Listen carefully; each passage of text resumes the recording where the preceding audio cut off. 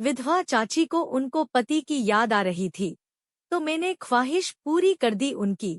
उनकी बेटी की शादी मैंने अपने पापा की मदद से करवा दी। जब शादी के माहौल से घर खाली हुआ, तो घर पर सिर्फ मैं और मेरी विधवा चाची ही रह गए। पापा अपनी ड्यूटी पर दिल्ली चले गए थे। दीदी को याद करके 2 दिन बाद शाम के समय चाची रोने लगीं।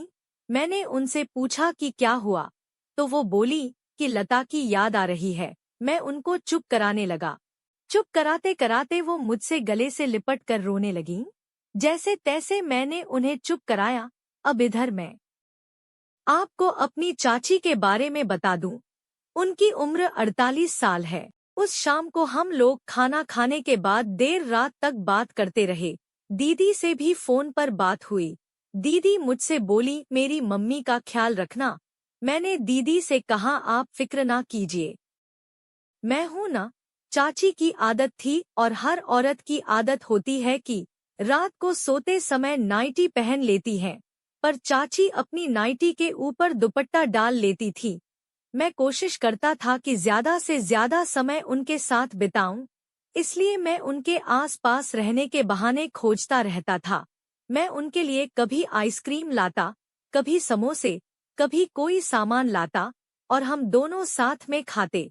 चाची सुबह उठकर सबसे पहले सुबह के कार्य करके नहा धोकर ही रसोई में घुसती थी। ये देखकर मैंने भी मन में ठान लिया था कि इस काम की शुरुआत सुबह ही की जाए।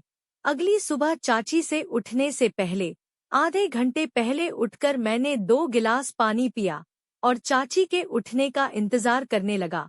उनके उठते ही मैं ऐसा हो गया कि जैसे सो रहा हूँ। चाची बाथरूम में चली गईं। उनके जाने के बाद फिर बाथरूम के दरवाजे पर जाकर कहने लगा, चाची जल्दी बाहर आइए, मुझे टॉयलेट करने जाना है। चाची ने अंदर से आवाज दी, अभी तो घुसी हूँ, रुको, मुझे थोड़ा टाइम लगेगा। मैंने भी बाहर मुस्कुराते हुए मन में कहा, मैं इसलिए तो आया हूँ कि। फिर मैंने आवाज लगाई कि मैं खुद को रोक नहीं पाऊंगा, तो उन्होंने टॉवेल लपेटकर मुझे अंदर बुला लिया और खुद दूसरी तरफ पलट गई। मैंने पेशाब किया, उनका मुंह दूसरी तरफ था। तभी चाची बोली, हो गया? मैंने कहा, हाँ, मैं बाहर चला आया। फिर अगले दिन भी मैंने यही किया। तो चाची कहने लगी, तुमको 2 दिन से इसी टाइम सूसू लग रही है, मैं उनको देख रहा हूँ। तो उन्होंने कहा, जाओ अब। मैं बाथरूम से बाहर आ गया। अगले दिन मैं बाथरूम के लिए देर से गया। चाची उस वक्त कपड़े धो रही थी, तो चाची बोली, जल्दी करो और जाओ, मैं नहा कर आती हूँ, फिर तुम नहा लेना। इसके बाद चाय पीते हैं। आज वो भी खुश थी और मैं भी। दिन में हम लोग टीवी देख रहे थे। अचानक आंधी और बारिश साथ ही आ गई। हम दोनों भागकर छत पर सुबह के धुले कपड़े उतारने चले गए। मैं कपड़े उतार कर चाची की गोद में रखने लगा।